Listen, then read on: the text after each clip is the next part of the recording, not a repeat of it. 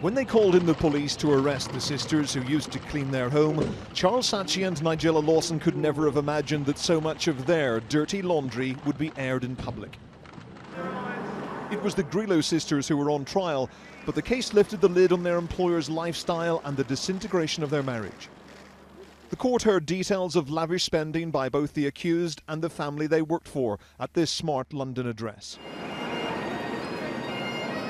Francesca and Elisabetta Grillo were accused of regular visits to some of London's most exclusive shops, where they bought designer clothes, shoes and handbags. There were trips to New York and Paris, often with members of the family, sometimes by themselves. The sisters insisted they were given permission to buy themselves gifts as a reward for their hard work.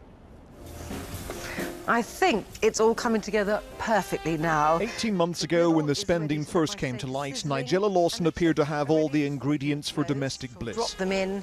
She was the TV cook known to millions of viewers. Her husband was the man with millions of pounds made from advertising and art collecting. But a year later, they were famous for something quite different.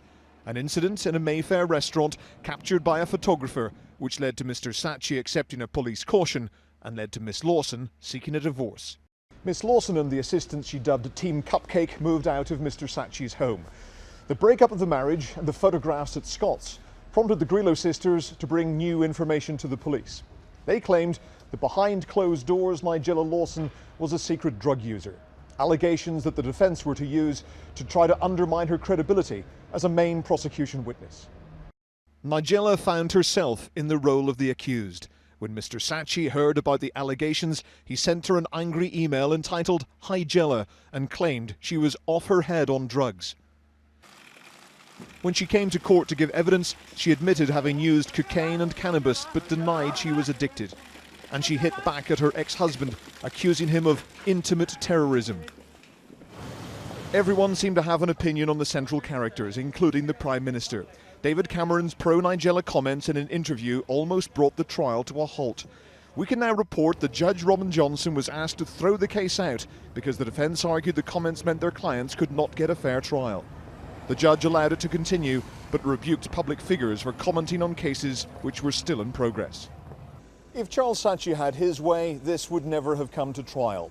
He told the court that initially he thought the girls had simply been naughty. He didn't want to fire them. He was prepared to allow them to carry on working at a reduced salary. They refused. It was Nigella Lawson who was uncompromising. She insisted on calling in the police. But having heard evidence of years of household spending which went largely unchecked, the jury acquitted the sisters of fraud. It is Miss Lawson and Mr. Saatchi who've paid a high price, not just for designer clothes and luxuries. Their reputations have been scrutinised and criticised in the court of public opinion.